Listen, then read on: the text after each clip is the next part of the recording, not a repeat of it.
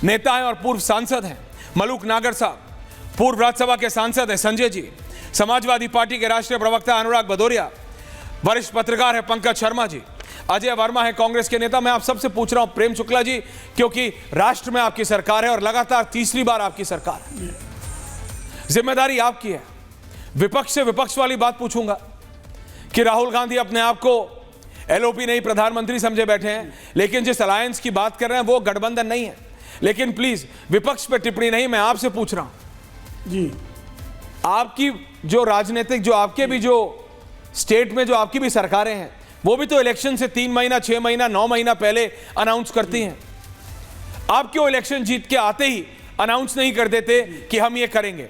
लाडली बहना महाराष्ट्र में आपने भी तो 3 महीने पहले किया। तो अगर आप महाराष्ट्र में ठीक थे और इलेक्शन जीत के आए, तो फिर अरविंद केजरीवाल दिल्ली में गलत कैसे हैं? अगर वो इलेक्शन से ठीक पहले 60 बरस से ज्यादा उम्र वाले लोगों के लिए स्कीम ला रहे हैं, तो आप सारे हमाम में एक जैसे हैं फिर। प्रेम शुक्ला जी, बहुत अच्छा प्रश्न किया आपने ऐश्वर्य जी। आप कृपा करके मुझे बताइए, आयुष्मान भारत योजना जो आई, आयुष्मान भारत योजना कब आई? चुनाव के पहले आई थी क्या? चुनाव से बहुत पहले आई थी। प्रधानमंत्री आवास योजना के तहत 4 करोड़ मकान क्या चुनाव के मुहाने पर बने? महिलाओं के लिए, महिला जब किसी के लड़के, इस जो है नारी समाज की लड़की भ्रूण में आने से लेकर उसकी शिक्षा दीक्षा तक के तमाम जो कल्याणकारी योजनाएं हैं, क्या चुनाव के पहले दी गई हैं? सशक्तिकरण की तमाम योजनाएं, जैसे मध्य प्रदेश में लाडली लक्ष्मी योजना, तो शिवराज सिंह चौहान जी मुख्यमंत्री बनने के 2 वर्षों के भीतर उन्होंने शुरू कर दिया था 2006 में, जो कालांतर में लाडली बहना तक आई। तो भारतीय जनता पार्टी की विविध सरकारें, एक आध उसमें अपवाद भी हो सकता है कि चुनाव के पहले भी कोई एक आध योजना आई होगी, लेकिन जो दिल्ली का जो उदाहरण दिया जा रहा है, दिल्ली में लोकसभा चुनाव के पहले कहते हैं कि हम जो है वो 1000 रुपये देंगे महिलाओं को, लेकिन लोकसभा चुनाव बीत जाता है, नहीं देते। फॉर्म जो है वो लोकसभा चुनाव के पहले भी भरवाए जाते हैं। अब लोकसभा चुनाव बीत गए, विधानसभा चुनाव आया, और विधानसभा चुनाव के पहले फॉर्म तो भरवा रहे हैं, लेकिन नोटिफिकेशन इश्यू नहीं करते हैं। भाई महाराष्ट्र में 5 महीनों का लाड़की बहना योजना के तहत 5 महीनों की लाड़की बहना योजना की राशि महिलाओं के खाते में चली गई थी। मध्य प्रदेश में 5 महीने की लाडली बहना योजना के तहत खाते में धन चला गया था। ये क्यों नहीं दे पाए? दिल्ली तो सरप्लस स्टेट है, इनको देना चाहिए था। तो इसलिए कि ये जो है यमुना की सफाई कह रहे थे कि हम उसमें स्नान करने के लिए जाएंगे, और बताइए पिछले 10 वर्षों में केजरीवाल जी एक बार भी यमुना में स्नान करने नहीं गए। छठ पूजा के समय आचमन करने लायक जल जो है यमुना जी का नहीं छोड़ा उन्होंने। प्रदूषण की जो स्थिति दिल्ली में है, आज ईश्वर की कृपा से बरसात हो गई तो थोड़ा सा प्रदूषण नियंत्रण में है, वरना ग्रेफ 4 ग्रेफ 3 में लगातार 3 महीने तक दिल्ली चलती है। ऐसी दुर्दशा केजरीवाल जी के कार्यकाल के पहले कब देखी गई थी ऐश्वर्या जी? और इन्होंने ही कहा था ना कि मुझे पंजाब की सरकार दे दो, मैं दिल्ली तक की वायु प्रदूषण को समाप्त कर दूंगा। पंजाब की सरकार का भी कार्यकाल पूरा होने के कगार पर खड़े हैं, लेकिन दिल्ली का वायु प्रदूषण नहीं समाप्त हुआ। कहते थे कि एमसीडी मेरे हाथ में आएगी तो गाजीपुर का जो कूड़े का पहाड़ है मैं खत्म कर दूंगा। एमसीडी हाथ में आया, दूसरा सब वर्ष पार हो गया है। नहीं, बात सिर्फ दिल्ली की नहीं, आप लोग समझिए, घट नहीं रहा। प्रेम शुक्ला जी, बात सिर्फ दिल्ली की नहीं है। राहुल गांधी हैं, राहुल गांधी एलओपी बने। देखिए दिल्ली का संदर्भ दे रहा हूं मैं। नहीं, आप दिल्ली का संदर्भ ले रहे हैं, लेकिन मैं राष्ट्रीय संदर्भ ले रहा हूं। मैं एक बात बता रहा हूं, देखिए राहुल गांधी 40-44 से 90-99 पे आए, कैसे लाई? देश की जनता लाई। देश की जनता ने टेस्ट किया। देखिए देश की जनता बहुत स्मार्ट है। जो भी नेता इस देश की जनता को, यानी आपको दर्शकों, हल्के में लेता है, आप उसको हल्के में ले लेते हैं। आपने एक लिटमस टेस्ट किया कि ये बहुत कह रहा है भाई, 2 बार से नरेंद्र मोदी जी को फुल ऑन जा रहा है, हल्का सा टेस्ट करके देखते, can he really do it? क्या राहुल गांधी सचमुच कुछ कर सकते हैं?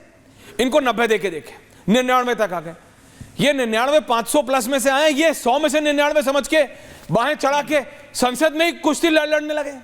आप मुझे बताइए, एक सकारात्मक काम, अजय जी, एक सकारात्मक काम जो लीडर ऑफ ऑपोजिशन बनने के बाद राहुल गांधी जी ने किया।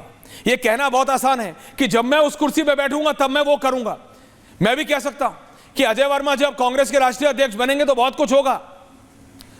भाई, ना राधा नाचेगी ना नौमन तेल होगा। अजय वर्मा जी, बात समझिए, मैं आपसे क्या कह रहा हूं, बात समझिए। आप हाइपोथेटिकल सिचुएशन में काम कर रहे हैं।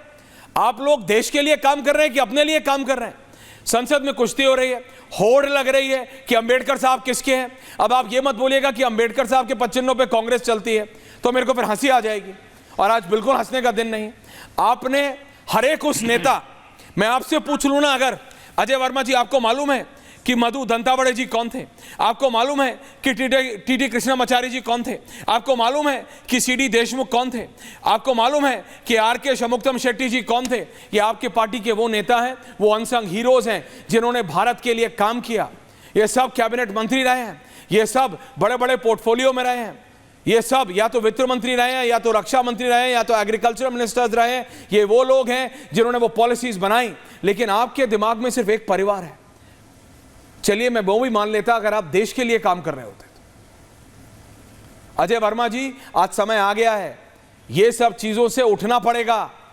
अंबेडकर जी किसके हैं? ये लड़ाई से ना आपका फायदा है ना बीजेपी का। आप लोग देश के लिए कब काम करेंगे?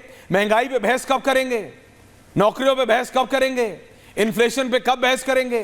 टैक्सेस पे कब बहस करेंगे? कब? एलओपी का दायित्व तो निभाइए। अजय जी, प्रेम शुक्ला जी को घेरिए, सवाल करिए। जी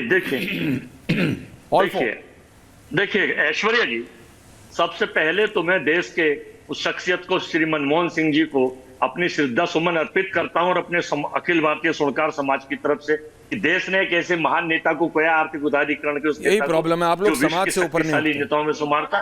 मेरी नमन श्रद्धांजलि उनके लिए है। दूसरा, मैं बताना चाहता हूं कि कांग्रेस ने इस देश को बहुत बड़े बड़े नेता दिए, पर मनमोहन सिंह जी भी थे, स्वर्गीय राजीव गांधी जी भी थे, श्रीमती इंदिरा गांधी भी थी जिन्होंने 71 में टुकड़े करके किए थे। कांग्रेस पार्टी ने आज भी, राहुल गांधी भी वो नेता हैं, अभी 4000 किलोमीटर चले और देश के हर मुद्दे पर, गरीबों के पर, मैंने 6 नाम लिए, कह रहा है, एक सेकंड रुकिए अजय जी, मैंने 6 नाम लिए। अजय जी, ज्यादा डायलॉग। अजय जी समझिए, गांधी परिवार के गुणगान करने के लिए आपको 1001 चैनल और आप बात समझिए। मैंने आपसे 6 नाम लिए, 6 नाम, नहीं रिलैक्स अजय जी, 6 नाम लिए। आप बता सकते हैं आपको मालूम नहीं है? That's the reality. ये कांग्रेस के आज के नेताओं की रियलिटी है कि इनको आर.के. शमुकम शेट्टी के बारे में नहीं पता, इनको टीटी कृष्णमाचारी के बारे में नहीं पता, इनको यशवंतराव चौहान के बारे में नहीं पता, इनको मधु दंतावड़े के बारे में नहीं पता, इनको सीडी देशमुख के बारे में नहीं पता, इनको राजकुमारी अमृत कौर के बारे में नहीं पता। Pankaj Sharma ji, that's the reality of today's Congress कि जवाहरलाल नेहरू जी, इंदिरा गांधी जी, राजीव गांधी जी के अलावा क्या कोई नेता नहीं है कांग्रेस में? नहीं, आप बात समझिए। अजय वर्मा जी, शांत हो जाइए। आपको मैंने मौका दिया, आपको राहुल गांधी की यात्रा के बारे में बात करनी है, टाइम आएगा, आऊंगा। लेकिन पंकज जी प्लीज बताइए, पंकज जी प्लीज बताइए, अंबेडकर जी किसके हैं? इसकी दौड़ में मेरे हैं, मेरे हैं, मेरे हैं, मेरे हैं, बीजेपी भी, आप भी, इससे क्या होगा? तो बाबा साहब सबके हैं। बाबा साहब ने हर एक भारतीय के लिए काम किया। आप लोग किसके लिए काम कर रहे हो? पूछता है भारत आप सबसे, प्रेम शुक्ला जी से भी, अनुराग भदौरिया जी से भी, और आपसे भी पंकज जी। आप लोग मतलब कांग्रेस के बारे में पूछना है तो कांग्रेस से पूछ। मैं आप सबसे पूछ रहा हूं, I am asking the political class.